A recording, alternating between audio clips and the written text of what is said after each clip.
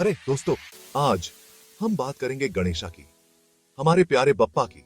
लेकिन क्या आपने उनके जन्म की कहानी सुनी है? एक दिन अकेला महसूस करते हुए मैंने चंदन के लेप से एक लड़के को बनाया। पार्वती ने गणेशा से कहा, जब तक मैं स्नान करूं किसी को अंदर मत आने देना। और भाई, उसने अपनी ड्यूटी को बड़े ही सीरियसली लिया। जब खुद शिव जी आए तो गणेशा ने उनका रास्ता रोक दिया। गुस्से में मैंने वही किया जो मैं सबसे अच्छा करता हूं। खैर, मान लीजिए कि गणेशा ने अपना सिर खो दिया। पार्वती बहुत दुखी हुई।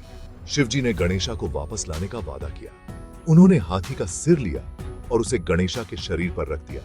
और इस तरह मेरे दोस्तों, हमारे गणेशा को हाथी का सिर मिला। अब बात करते हैं सिंधु की, जो एक सच्चा बदमाश था। सिंधु एक शक्तिशाली राक्षस अजेय था। उसने देवताओं को हराया, जिससे वे अपनी जान बचाकर भाग गए।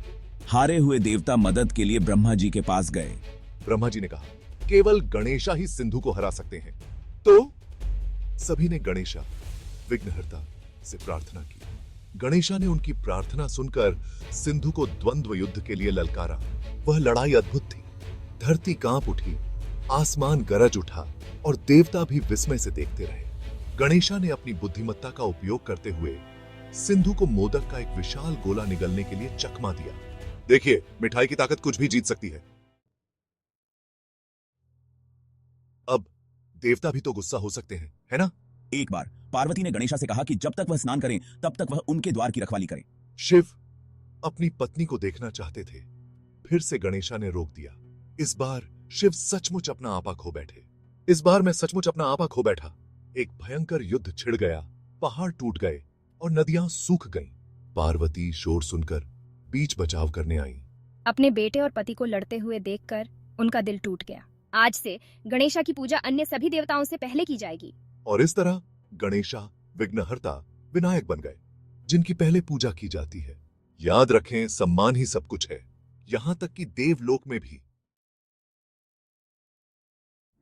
भाग 4, कामधेनु के बछड़े का रहस्य।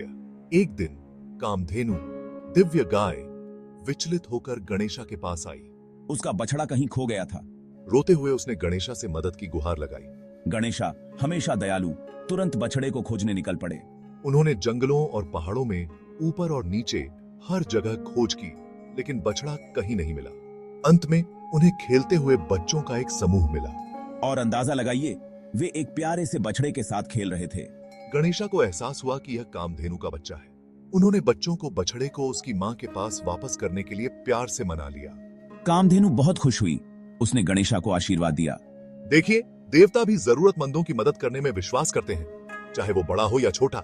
हमेशा मदद के लिए तैयार रहें। आप कभी नहीं जानते कि आप किसका दिन बना देंगे। भाग 5, महाभारत के लेखक। अब महाकाव्य महाभारत को कौन भूल सकता है, लेकिन क्या आप जानते हैं कि इसे किसने लिखा था? यह हमारे अपने गणेशा थे। व्यास ऋषि, जिन्होंने महाकाव्य की रचना की, उन्हें इसे लिखने के लिए किसी की आवश्यकता थी।